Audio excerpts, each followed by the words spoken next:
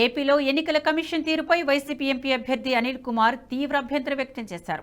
ఎన్నికల commission TDP నేతలకు అనుకూలంగా వ్యవహరిస్తోందని ఆరోపించారు. టీడీపీ రిగ్గింగ్ చేస్తోందని చెప్పినా పోలీసులు స్పందించలేదని మండిపడ్డారు. రాష్ట్రంలో 8 ప్రాంతాల్లో ఈవీఎంలు ధ్వంసమైతే కేవలం పిన్నెల్లి రామకృష్ణారెడ్డి వీడియో మాత్రమే ఎందుకు బయటకు వచ్చిందని ప్రశ్నించారు. ఈసీ పరిధిలో ఉండే వీడియో బయటకు ఎలా వచ్చిందని, వీడియోను ఎవరు బయట పెట్టారో చెప్పాలని డిమాండ్ చేశారు.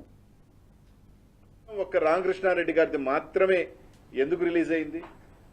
ఈరోజు ఎలా రిలీజ్ అయింది? మీరు రిలీజ్ చేశారా లేకపోతే ఎవరైనా రిలీజ్ చేశారా? కనీసం ఈ రోజున ఈసీ దాని మీద ఎందుకు చర్య చేపట్ల? 9 పగలు కొడితే కొరవ 8 ఎందుకు రిలీజ్ కాలేదు? కొన్ని 8 సంఘటనలు ఎందుకు రిలీజ్ కాలా? ఆ ఫుటేజ్లు ఎందుకు బయటకు రాలా? దీని మీద అన్ని కూడా చూస్తున్నప్పుడు ఒక అనుమానాలు దావదిస్తూ ఉన్నాయి. ఈరోజు తుమ్మరకోటకు సంబంధించి తెలుగుదేశం వాళ్ళు పగలగొట్టారు, దాదాపు ఇంకొక దగ్గర పగలగొట్టారు, చింతపల్లిలో రిగ్గింగ్ చేశారు, ఒప్పిచర్లో అయితే ఎస్టీలని ఓట్లు లేకపోతే బూత్లో కొట్టుకొని బయటకు తీసుకొచ్చారు.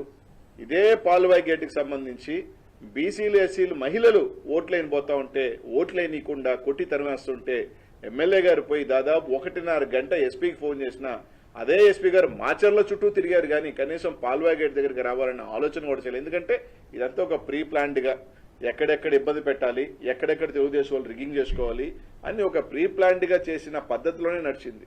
1.5 గంట సేపు ఎమ్మెల్యే గారు ఆడ నిలబడి ఈరోజు ఎస్సీలు కానీ మహిళలు కానీ వచ్చి బోరుమని ఈ విధంగా మమ్మల్ని ఓట్లనేది కొట్టి తరిమేస్తారని ఎస్పీ గారిని స్పందించకపోతే ఏ అభ్యర్థి అయినా ఎవరైనా ఏం చేస్తారు?